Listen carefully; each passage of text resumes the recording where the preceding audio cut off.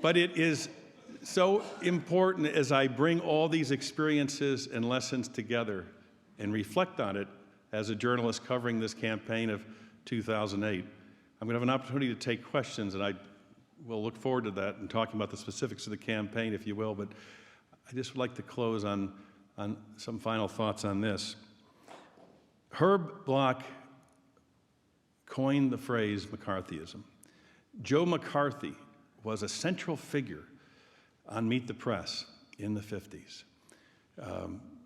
Lawrence Spivak, the co-founder of the program with Martha Roundtree, had him as a guest several times.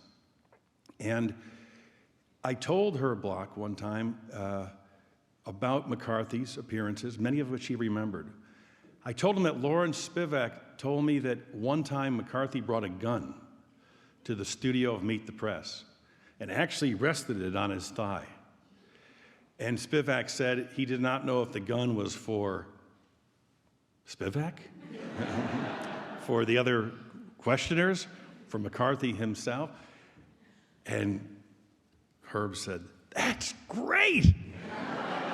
What kind of gun was it?" He's thinking cartoon. But Herb Bloch had not only a sense of decency, a sense of right and wrong, but he had a sense of fairness. I asked him in 1996 about Richard Nixon. He smiled broadly and talked about the many cartoons he had done about Nixon. And I asked him about 1968, when Nixon was elected president, and now the famous cartoon, when he gave him a clean shave. He said it was a fresh start. He was a newly elected president. I thought he deserved that.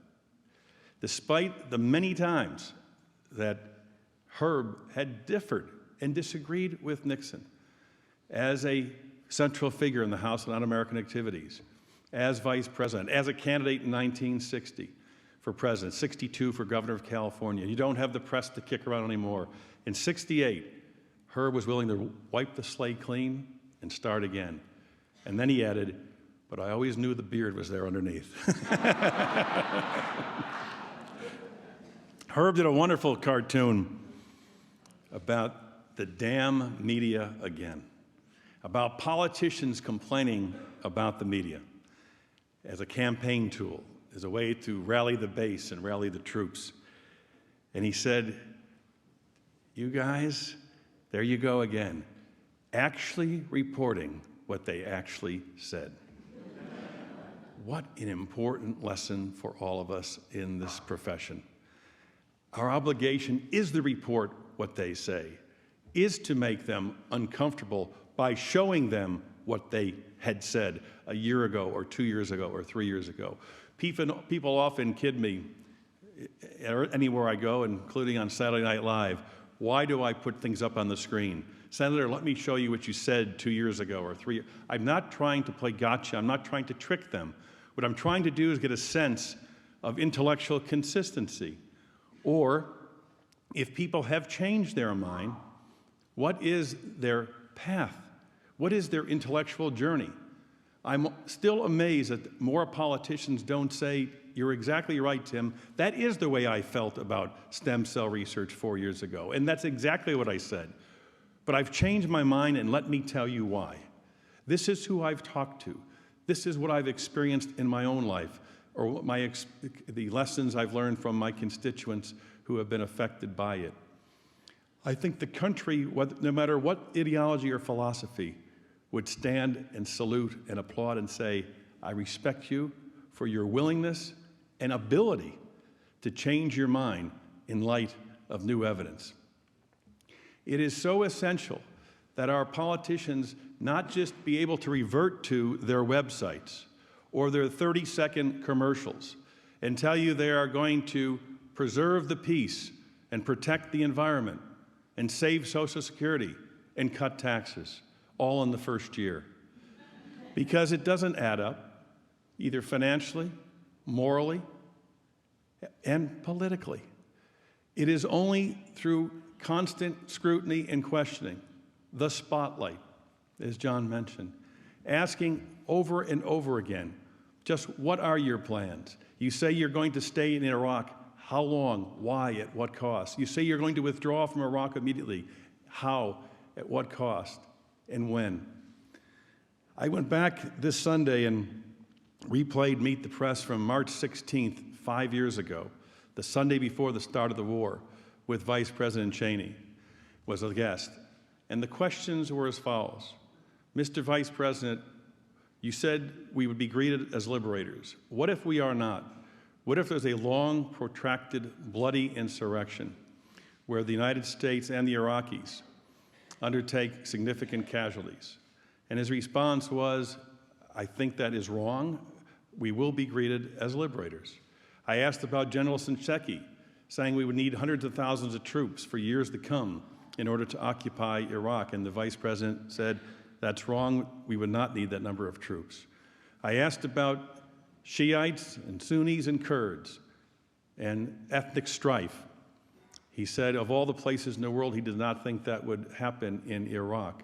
When I was asking those questions on March 16th of 2003, I did not know the answers, neither did the Vice President. But I wanted to make a video record of the judgments that the President and the Vice President and the administration had going into the war in Iraq. Because it is important that all of us as citizens and as journalists be able to review that record and examine it and hold people accountable.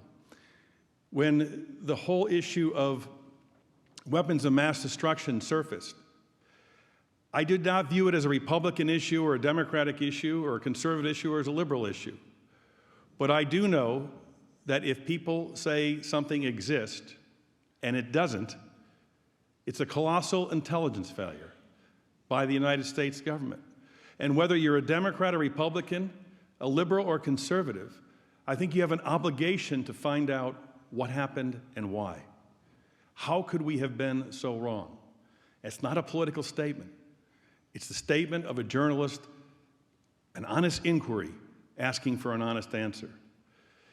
And it is so important now, with this video record of 2003, to continue to ask the same questions of the presidential candidates in 2008, and not be content by simply receiving saying, well, that's a hypothetical, or I'm not going there, or it's on my website. Because what we have learned in these debates we've had with all the candidates, or with the extended question and answers, is that as only by constant and prolonged scrutiny can you elicit from these candidates any clear sense of who they are and what plans they really have for our country, if in fact they have them. And so I stand in awe of John and Herb Block and all the other cartoonists and newspapers all across this country for what they have brought to our profession as journalists. And by having the courage and the willingness to sit and draw and write and express their views in sometimes the starkest and most dramatic form, they allow us to learn from their insights, not accept them, but to learn from them and use it as a foundation, a basis to challenge the people who want to lead us, who want to govern us. And for that, we are eternally grateful, and I thank you.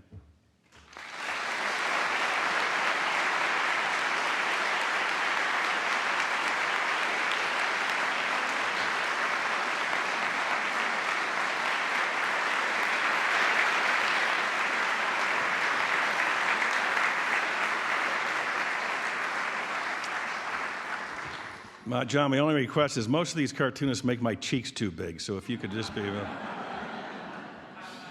caricature, I know. Let's play Beat the Press. How about some questions? Go ahead, fire away, anybody. Oh, this is great. Okay, no. Yes, sir. Of the three candidates, or some of the candidates, would you contrast for us their consistency and their influence? John McCain, first, is a different candidate in 2008 than he was in 2000.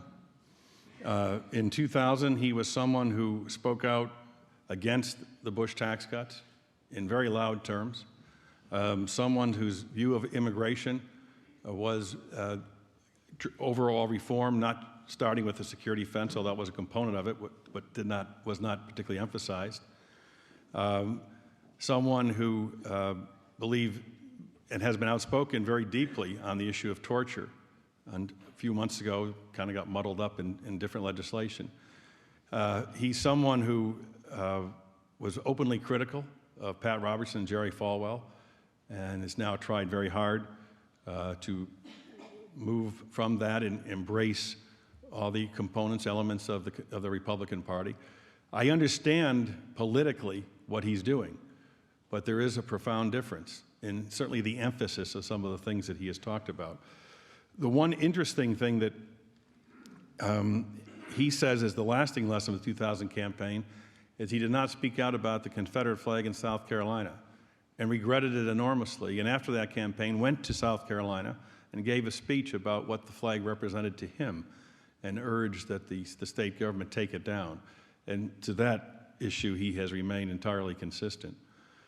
He also has been very outspoken on global warming and has been extremely consistent on that. Senator Clinton certainly has had a profound change on her view of the war in Iraq. She voted for the war in October of 2002. She said that it was not a vote for the war, it was a vote for diplomacy. But the name of the bill was a call for military action in Iraq. Ted Kennedy and others who opposed it said, make no mistake about it, this is a vote for war. And she said on the floor that day that she cast her vote with conviction. She now has evolved on that. But interestingly enough, of all the candidates who ran on the Democratic side, Joe Biden, Chris Dodd, John Edwards, who were in the Senate, who also cast a vote for the war, she's the only one who has not apologized and acknowledged it was a mistake. She's still very resistant to that.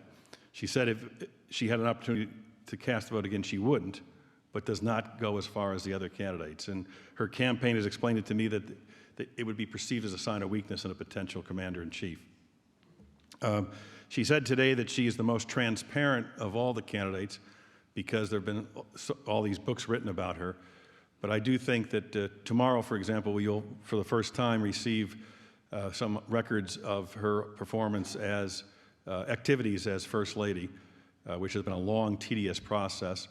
The Clinton campaign blames National Archives. The National Archives said, well, there were certain limitations placed on them by President Clinton and his office. The tax returns, particularly since leaving the presidency where they have acquired significant wealth, are coming out on or about April 15th. Originally, it had been only if she has been nominated, so there's been some evolution on that. The one issue that I think is going to continue to be controversial on transparency is the $500 million that was raised by former President Clinton for his foundation and library, and the source of that money, which is highly controversial. He says that he promised the donors confidentiality. Others are suggesting that people who gave that amount of money could have an influence on a potential presidency headed by Hillary Clinton with a significant role of Bill Clinton, and it should be made public.